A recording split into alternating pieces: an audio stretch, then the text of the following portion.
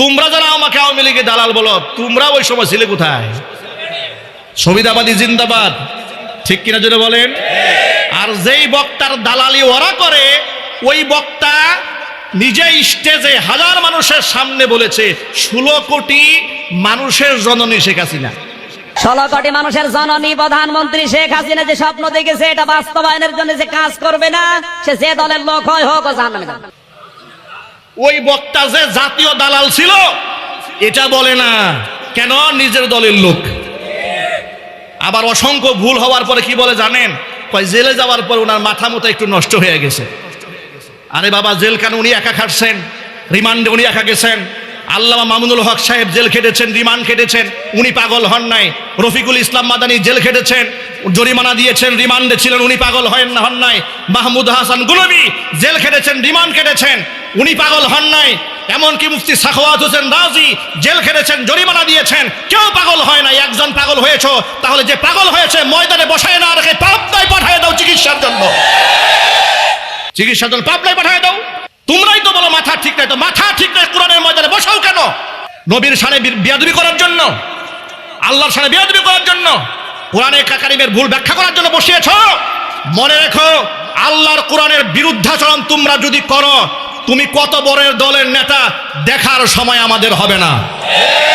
তোমাদেরকে জাতির সামনে তোমাদের মূল পরিচয় আমরা তুলে ধরেই যাব, কথা বলতে হবে, ঠিক কিনা? তোমরা তো এমন দল কানা, তোমার দলের হাজার হাজার শত শত নেতা কর্মী পূজায় গেল, তোমরা এত আলেম একটা টু শব্দ করলে না কেন? কথা বলেন, আপনার কথা বলেন। তোমার দলের নেতা কর্মীরা এত মানুষ পূজায় গিয়েছে, তোমরা কয়টা আলেম প্রতিবাদ জানিয়েছো? একটা টু শব্দ করো নাই কেন? নিজের দলের নেতা কর্মীরা পূজায় গিয়েছে কেন? আওয়ামী লীগ পূজা করলে হারাম, বিএনপি করলে হারাম, তোমার দলের নেতা করলে হালাল। এই ভণ্ডামি বাদ দিতে হবে। আপনাদেরকে স্পষ্ট ভাষায় শোনায় দেই, আমি আব্দুর রহিম আল মাদানী এমন ব্যক্তি, ইসলামের ক্ষেত্রে, রসুলের শানের ক্ষেত্রে, আকীদা বিশ্বাসের ক্ষেত্রে, আদর্শের ক্ষেত্রে, তাহজিব তামাদ্দুনের ক্ষেত্রে একজন আলেম তো দূরের কথা, আমার বাবাও যদি তার বিরুদ্ধে চলে যায়, তাকে আমি ছাড় দেব না। নবীজিকে সাধারণ মানুষের মতো সম্বোধন করতে নিষেধ করেছেন কে? আল্লাহ।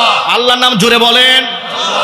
তাহলে সেই নবীজিকে যদি সাংবাদিক বলে, শুধু সাংবাদিক বলে নাই, আবার সাংবাদিকদেরকে বলেছে আপনারা যেহেতু একেবারে রানিং খবরটা প্রচার করেন, আপনাদের সম্মানটা আরেকটু উপরে। সংবাদ যারা বহন করে তাদেরকে আমরা সাংবাদিক বলি, এই অর্থে নবীজি সাংবাদিক ছিলেন।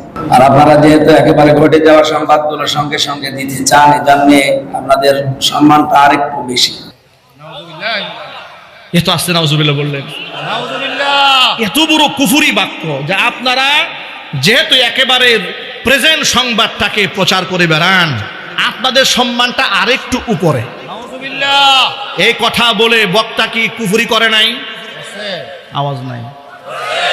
নবীর উপরে সাংবাদিকদের সম্মান আছে, এ কথা বলে কি বক্তা কুফুরি করে নাই? সেই বক্তার কি তওবা করার দরকার আছে না নাই? আমরা তওবার আহ্বান জানিয়েছি, সমালোচনা করেছি।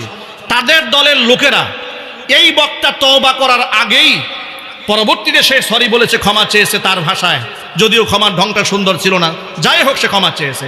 তার দলের লোকেরা সবগুলা ঝাঁপাই পড়ছে আমার বিরুদ্ধে, ডক্টর এনায়েতুল্লাহ আব্বাসীর বিরুদ্ধে। কেন আমরা ওই বক্তার সমালোচনা করলাম? ওরা যে নবীর বিরুদ্ধাচরণ করেছে সেই ব্যাপারে চুপ কেন? নিজের দলের হুজুর। আপনাদেরকে স্পষ্ট ভাষায় শোনায় দেই, আমি আব্দুর রহিম আল মাদানী এমন ব্যক্তি, ইসলামের ক্ষেত্রে, রসুলের শানের ক্ষেত্রে, আকীদা বিশ্বাসের ক্ষেত্রে, আদর্শের ক্ষেত্রে, তাহজিব তামাদ্দুনের ক্ষেত্রে একজন আলেম তো দূরের কথা, আমার বাবাও যদি তার বিরুদ্ধে চলে যায়, তাকেও আমি ছাড় দেব না। আওয়ামী জাহিলিয়াতের আমলে 4